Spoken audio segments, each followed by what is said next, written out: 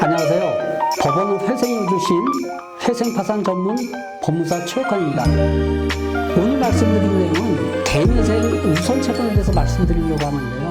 지난번 영상에서도 이 우선채권과 변제기간에 대해서 다뤄봤었는데요. 그 후에도 개인회생에서 건강보험 또 이 국민연금 포함해서 가능할까요? 라는 상담이 계속 들어와가지고 오늘은 실제 최근 우리 사무실에서 직접 처리한 사례를 국민건강보험과 연금보험을 중심으로 해서 한번 설명을 드리도록 하겠습니다.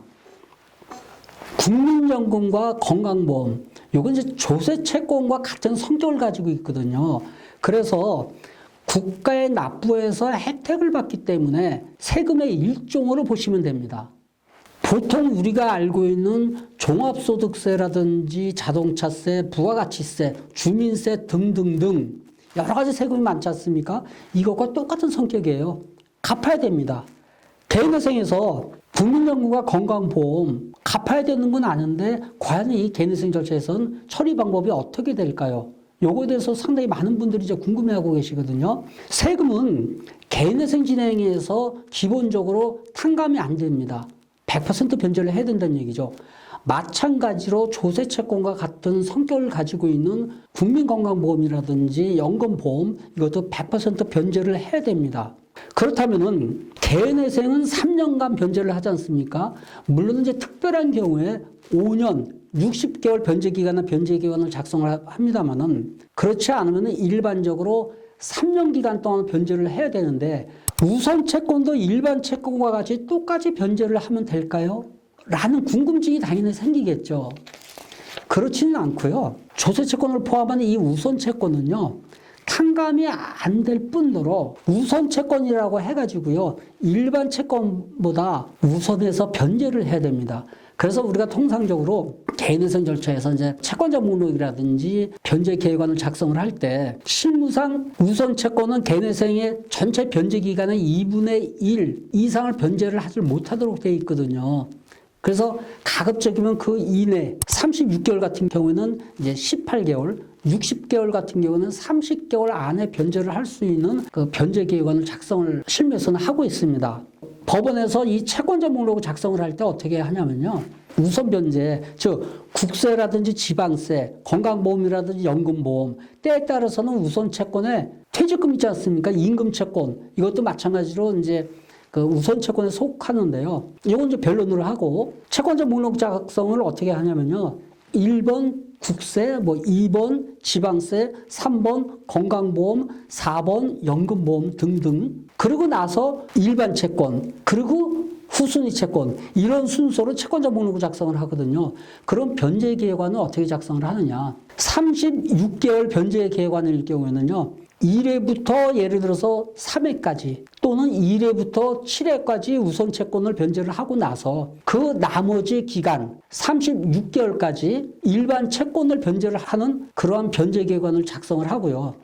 60개월 변제 계획안인 경우에는 1회부터 23회, 1회부터 30회까지는 우선 채권을 변제를 하고 나머지 변제 기간은 60개월까지 일반 채권을 변제할 수 있도록 변제 계획안을 작성을 합니다.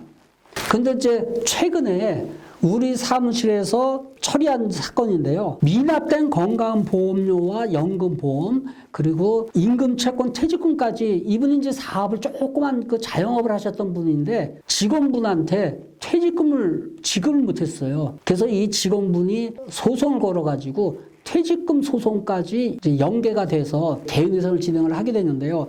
이 우선 채권의 합계가 2,800만 원이었거든요. 이 2,800만 원인 개인회생 사건에서 이분의 월 평균 가용소득이 70만 원이었습니다. 그러면 2,800만 원을 갚기 위해서는 한 달에 70만 원씩 40개월을 변제를 해야 되니까 36개월 변제 기간으로는 안 되죠. 그래서 60개월을 해가지고 이분이 40개월까지는 우선 채권, 나머지 60개월까지는 이제 일반 채권을 변제를 할 수 있도록 이러한 변제 계획안으로 작성을 했는데요. 다행히도 법원에서 개시 결정이 났습니다.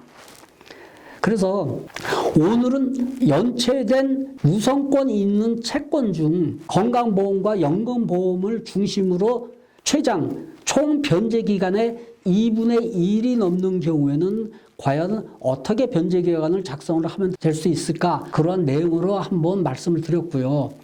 또 2분의 1이 넘는 경우에 이런 경우에도 최장 기간 60개월로 연장해가지고 변제 계획안을 작성을 할 수가 있으니까요. 우선 채권의 총 변제 기간이 2분의 1이 넘더라도 포기하지 마시고 정확한 상담을 통해서 대내생 절차를 진행해 보시길 바랍니다. 오늘 최욱한 법무사의 회생TV는 여기에서 마무리하겠습니다. 오늘 제 영상이 좋으셨다면 구독과 좋아요 눌러주시고 많은 응원의 댓글 부탁드립니다. 구체적인 상담을 원하시면 댓글을 달아주시거나 저에게 상담 전화를 주시기 바랍니다. 스페로 스페라, 숨을 쉬는 한 희망은 있습니다. 여러분의 희망의 등대지기 법원 회생위원 출신 회생파산 전문 법무사 최욱한이 여러분과 함께 하겠습니다. 다음 영상에서 뵙겠습니다. 안녕히 계세요.